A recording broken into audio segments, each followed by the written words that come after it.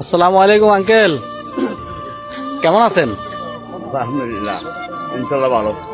আচ্ছা, দীর্ঘ তো অনেক বছর ধরে আমরা আপনাকে দেখতে পাচ্ছি, যে যেমন বিশেষ করে আমাদের সিন্দুরপুর ইউনিয়নের অনেক মাদ্রাসা পড়ুয়া শিক্ষার্থী, স্কুলে পড়ুয়া শিক্ষার্থীরা আপনাকে খুব ভালো করে চিনে। যারা স্কুল থেকে বা মাদ্রাসা থেকে চলে গিয়েছে, ওদের কথা কি মনে পড়ে? অবশ্যই। আচ্ছা আচ্ছা, এখন ওরাও তো আপনাকে অনেক মিস করে। আমি অনেকের সাথে মাঝে মধ্যে আমার দেখা হয়, কথা হয়, তারা আপনার এই যে আপনি যে আইটেমগুলো করতেছেন এগুলোর কথা অনেক সময় বলে, অনেক সুনাম আছে আপনার। কিন্তু এগুলো কি? এগুলো চানাচুর না? আচ্ছা, এই চানাচুর তো আমরা এই আমাদের বিশেষ করে সিন্দুরপুর স্কুলে যারা পড়তো, মাদ্রাসায় যারা পড়তো, নিজের হাতে বানানো। আচ্ছা আচ্ছা, এগুলো একদম ওনার হাতের বানানো।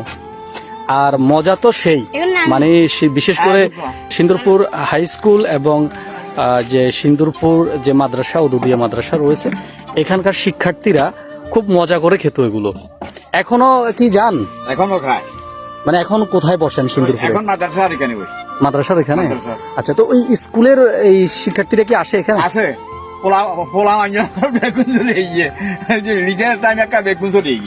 আচ্ছা আচ্ছা, তার মানে ওরা স্কুল থেকেও মাদ্রাসা প্রাঙ্গনে আসতেছে শুধু আপনার এগুলো খাওয়ার জন্য।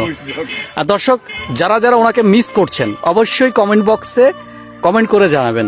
আমি কৈখালী ব্রিজের উপরে এসেছি, এখানে এসে আঙ্কেলকে পাইছি। আঙ্কেলের সাথে উনি এখানে দিনের 4টা বাজে আসে।